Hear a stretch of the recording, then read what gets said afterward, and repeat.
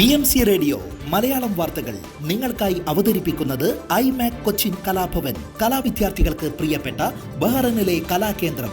കൂടുതൽ വിവരങ്ങൾക്കായി സന്ദർശിക്കൂ www.bahrainmediacity.com. നമസ്കാരം, BMC റേഡിയോ മലയാളം വാർത്തകളിലേക്ക് സ്വാഗതം. ഞാൻ ധനു കൃഷ്ണ. ഇന്ത്യ ബഹ്റൈൻ വ്യാപാര നിക്ഷേപ സാധ്യതകൾക്ക് പുതിയ വഴികൾ തുറന്നുകൊണ്ട് ഇന്ത്യൻ കയറ്റുമതിക്കാരുടെ സംഘം ബഹ്റൈൻ സന്ദർശിച്ചു. Agricultural and processed food products export development അതോറിറ്റിയുടെ നേതൃത്വത്തിൽ 27 അംഗ ഇന്ത്യൻ പ്രതിനിധി സംഘമാണ് സന്ദർശനം നടത്തിയത്. ബസുമതി അരി, സംസ്കരിച്ച ഭക്ഷണം, മൃഗ ഉൽപ്പന്നം എന്നിവയുടെയടക്കം ഇന്ത്യൻ ഉൽപ്പന്നങ്ങളുടെ കയറ്റുമതിക്കാരാണ് സംഘത്തിലുണ്ടായിരുന്നത്.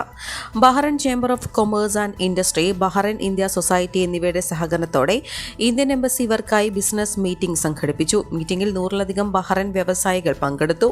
BCCA chairman Samir Abdulla Nass, Bahrain India സൊസൈറ്റിയുടെ സ്ഥാപക chairman Abdul Nabi Al Shola, Indian ambassador Vinod K Jacob എന്നിവർ സന്നിഹിതരായിരുന്നു. ഇന്ത്യൻ ഉൽപ്പന്നങ്ങളെ പ്രചരിപ്പിക്കുന്നതിന്റെ ഭാഗമായി അൽ ജസീറ ലുലു സൂപ്പർ മാർക്കറ്റുകളിൽ ഇന്ത്യൻ ബസുമതി റൈസ് കൊണ്ട് നിർമ്മിച്ച ബിരിയാണി മേള സംഘടിപ്പിച്ചു. ഹലാൽ മീറ്റ് വിപണനം സംബന്ധിച്ച പ്രതിനിധി സംഘം ഭക്ഷ്യസുരക്ഷയ്ക്കുള്ള പബ്ലിക് ഹെൽത്ത് ഡയറക്ടറേറ്റുമായും മുനിസിപ്പാലിറ്റി ആൻഡ് അഗ്രികൾച്ചറൽ മന്ത്രാലയവുമായും കൂടിക്കാഴ്ചകൾ നടത്തി. പരമ്പരാഗതമായി ബഹ്റൈനിലേക്ക് അരി, മാംസം, പഞ്ചസാര, സുഗന്ധവ്യഞ്ജനങ്ങൾ, പഴങ്ങൾ, പച്ചക്കറികൾ എന്നിവ കയറ്റുമതി ചെയ്യുന്ന പ്രധാന രാജ്യമാണ് ഇന്ത്യ. സമീപകാലത്തായി ഇന്ത്യൻ നിർമ്മിത സംസ്കരിച്ച ഭക്ഷ്യോൽപ്പന്നങ്ങൾ, ഓർഗാനിക് ഭക്ഷ്യവസ്തുക്കൾ, പാലുൽപ്പന്നങ്ങൾ എന്നിവയ്ക്ക് ബഹ്റൈനിൽ ജനപ്രീതി ഏറിയിട്ടുണ്ട്. ഉയർന്ന ഗുണമേന്മയുള്ള ഭക്ഷ്യ കാർഷികോൽപ്പന്നങ്ങളാണ് ഇന്ത്യയിൽ നിന്ന് കയറ്റുമതി ചെയ്യുന്നത്. ഗുണനിലവാര സർട്ടിഫിക്കേഷൻ ഉറപ്പാക്കാനും വിവിധ ഉൽപ്പന്നങ്ങൾക്കും കയറ്റുമതിക്കാർക്കും ടെസ്റ്റിംഗ് സേവനങ്ങൾ വാഗ്ദാനം ചെയ്യാനായി സർക്കാർ രാജ്യവ്യാപകമായി നിരവധി ലാബുകൾ സജ്ജീകരിച്ചിട്ടുണ്ട്. ഹലാൽ ഉൽപ്പന്നങ്ങളുടെ പരിശോധനയ്ക്ക് India government quality council of ഇന്ത്യയെ അധികാരപ്പെടുത്തിയിട്ടുണ്ട്. ഇതിനുള്ള നിരീക്ഷണ ഏജൻസിയായി agricultural and processed food products export development അതോറിറ്റിയെയും നിശ്ചയിച്ചു. 2023 മുതൽ 2024 വരെയുള്ള കാലയളവിൽ ബഹ്റൈനിലേക്കുള്ള ഇന്ത്യൻ കയറ്റുമതി ഏകദേശം $900 ദശലക്ഷം ആണെന്ന് അംബാസഡർ വിനോദ് കെ ജേക്കബ് പറഞ്ഞു. $829 ദശലക്ഷം സാധനങ്ങൾ ഇന്ത്യ ഇറക്കുമതി ചെയ്തിട്ടുണ്ട്. ഭക്ഷ്യകാർഷിക വിഭവങ്ങളാണ് ഉഭയകക്ഷി വ്യാപാരത്തിന്റെ പ്രധാന മേഖലകൾ. കഴിഞ്ഞ വർഷം ഇന്ത്യ $67.68 ദശലക്ഷം അരിയും $22 ദശലക്ഷം വിലമതിക്കുന്ന എല്ലില്ലാത്ത മാംസവും കയറ്റുമതി ചെയ്തു. 2023-24 ഇന്ത്യയുടെ ആഗോള കയറ്റുമതി $48.76 ബില്യൺ ആണ്. BOC vice president Sheikh Isa bin Ali Al ഖലീഫയെ ഒളിമ്പിക്സിനുള്ള ബഹ്റൈൻ പ്രതിനിധി സംഘത്തലവനായി നിയമിച്ചു. Supreme council for youth and sports first deputy ചെയർമാനും ജനറൽ സ്പോർട്സ് അതോറിറ്റി ചെയർമാനും ബഹ്റൈൻ ഒളിമ്പിക് കമ്മിറ്റി പ്രസിഡന്റുമായ Sheikh Khalid bin Hamad Al ഖലീഫയാണ് ചുമതലപ്പെടുത്തിയത്. ഓഗസ്റ്റ് 11 വരെയാണ് പാരീസിൽ 33ാമത് ഒളിമ്പിക്സ് നടക്കുന്നത്. അത്ലറ്റിക്സ്, ജൂഡോ, നീന്തൽ, ഭാരോദ്വഹനം, ഗുസ്തി എന്നിവയുൾപ്പെടെ 5 കായിക ഇനങ്ങളിലായി 14 അത്ലറ്റുകളുടെ ടീമാണ് ബഹ്റൈനെ പ്രതിനിധീകരിക്കുന്നത്. ഒഫീഷ്യലുകളും സ്റ്റാഫും കായിക താരങ്ങളും ഉൾപ്പെടെ 25 അംഗ സംഘം പാരീസിലെത്തിയിട്ടുണ്ട്. ട്രാഫിക് നിയമങ്ങൾ ലംഘിച്ച് റോഡിന്റെ തെറ്റായ ദിശയിൽ വാഹനം ഓടിച്ച ട്രക്ക് ഡ്രൈവറെ അറസ്റ്റ് ചെയ്തു. ഒരു കമ്പനിയിൽ ജോലി ചെയ്യുന്ന ഇയാൾ ജീവൻ അപകടത്തിലാകുന്ന തരത്തിലാണ് വാഹനം ഓടിച്ചത്. ഈ ദൃശ്യങ്ങൾ സമൂഹ മാധ്യമങ്ങളിൽ പ്രചരിച്ചിരുന്നു. ഇതേ തുടർന്നാണ് നടപടി. വാഹനം പിടിച്ചെടുത്തു. നിയമ നടപടികൾ നടന്നുവരികയാണെന്നും ഡയറക്ടറേറ്റ് അറിയിച്ചു. വ്യാജ വെബ്സൈറ്റ് വഴി ആളുകളിൽ നിന്നും പണം കൈക്കലാക്കിയ കേസിലെ പ്രതിക്ക് 2 വർഷം തടവ് 3ാം ലോവർ ക്രിമിനൽ കോടതി വിധിച്ചു. വില കൂടിയ വാച്ചുകൾ വിൽപ്പന നടത്തുന്നുവെന്ന് ഓൺലൈൻ പരസ്യം നൽകിയാണ് തട്ടിപ്പ് നടത്തിയത്. പലരിൽ നിന്നും ഓൺലൈൻ വഴി ഇയാളുടെ അക്കൗണ്ടിലേക്ക് പണം വരികയും ചെയ്തിരുന്നു. മോഷ്ടിക്കപ്പെട്ട വിദേശ രാജ്യങ്ങളിലെ ബാങ്ക് കാർഡുകൾ ഉപയോഗിച്ചാണ് ഇയാൾ തട്ടിപ്പ് നടത്തിയിരുന്നത്. പ്രതിയെ പിടികൂടി ചോദ്യം ചെയ്യുകയും കുറ്റം സമ്മതിക്കുകയും ചെയ്തു. 1,32,000 ദിനാറാണ് പലരിൽ നിന്നായി ഇയാൾ കൈക്കലാക്കിയത്. കോടതിയിലേക്ക് കേസ് റെഫർ ചെയ്യുകയും 2 വർഷം തടവിന് വിധിക്കുകയും ചെയ്തു. കൂടാതെ പണം നഷ്ടമായ ഇവർക്ക് അത് തിരികെ നൽകാനും കോടതി ഉത്തരവിട്ടു. യൂത്ത് സിറ്റി 2030 13ാം പതിപ്പ് സല്ലാക്കിലെ എക്സിബിഷൻ വേൾഡിൽ തുടങ്ങി. ഹമദ് രാജാവിന്റെ humanitarian affairs and youth affairs പ്രതിനിധിയും supreme council for youth and sports ചെയർമാനുമായ Sheikh Nasser bin Hamad Al ഖലീഫയുടെ രക്ഷാകർതൃത്വത്തിലാണ് യൂത്ത് സിറ്റി 2030 നടക്കുന്നത്. തംകീനിന്റെ പങ്കാളിത്തത്തോടെയാണ് 1 മാസം നീളുന്ന യൂത്ത് സിറ്റി 2030 യുവജന കാര്യ മന്ത്രാലയം സംഘടിപ്പിക്കുന്നത്. യുവാക്കളെ പരിശീലിപ്പിച്ച് തൊഴിൽ വിപണിക്ക് അനുയോജ്യമായ വിധത്തിൽ സജ്ജമാക്കുക എന്നതാണ് ഉദ്ദേശം. യൂത്ത് സിറ്റി 2030 2030 യുവജനകാര്യമന്ത്രി റവാൻ ബിൻ നജീബ് തൗഫീഖി യുവാക്കളെ സ്വാഗതം ചെയ്തു.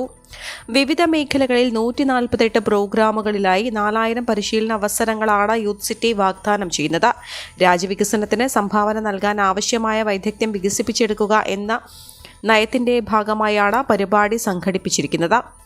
നേതൃത്വവും യുവസംരംഭകത്വവും മാധ്യമങ്ങളും വിനോദവും കലയും സംസ്കാരവും ശാസ്ത്രവും സാങ്കേതികവിദ്യയും സ്പോർട്സും സംസ്കാരവും എന്നീ മേഖലകളാണ് പരിപാടികൾ ആസൂത്രണം ചെയ്തിരിക്കുന്നത്.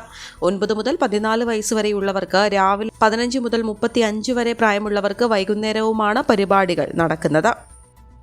മഡ്ഗാവ് കോഴിക്കോട് വന്ദേഭാരത് ട്രെയിൻ സർവീസ് കേന്ദ്രത്തിന്റെ സജീവ പരിഗണനയിലാണെന്ന് പി.ടി. ഉഷ എം.പി. വാർത്താക്കുറിപ്പിൽ അറിയിച്ചു.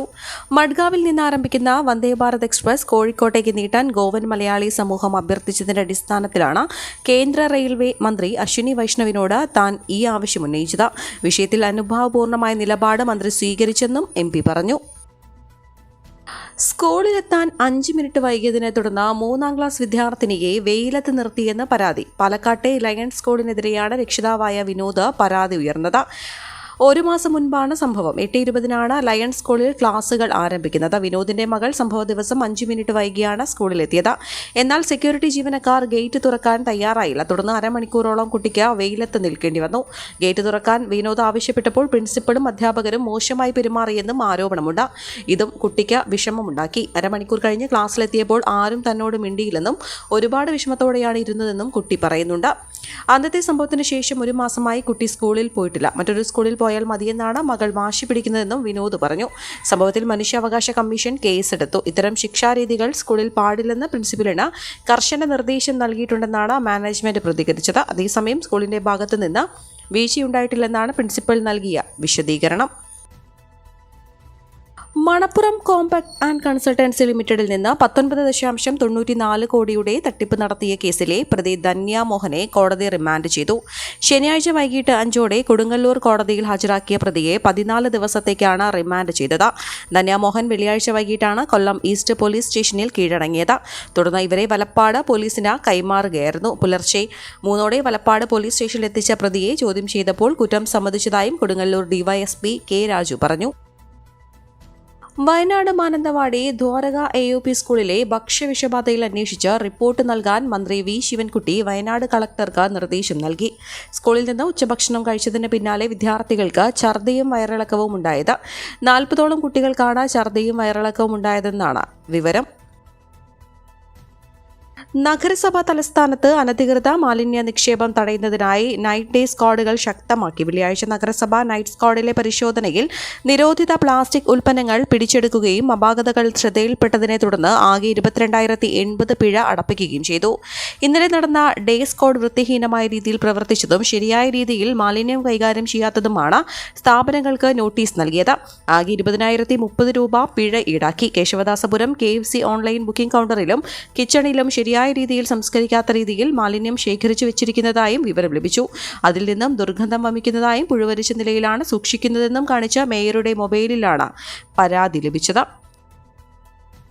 ഈ വാർത്തയോടുകൂടെ BMC റേഡിയോ മലയാളം വാർത്തകൾ സമാപിക്കുന്നു. നന്ദി, നമസ്കാരം.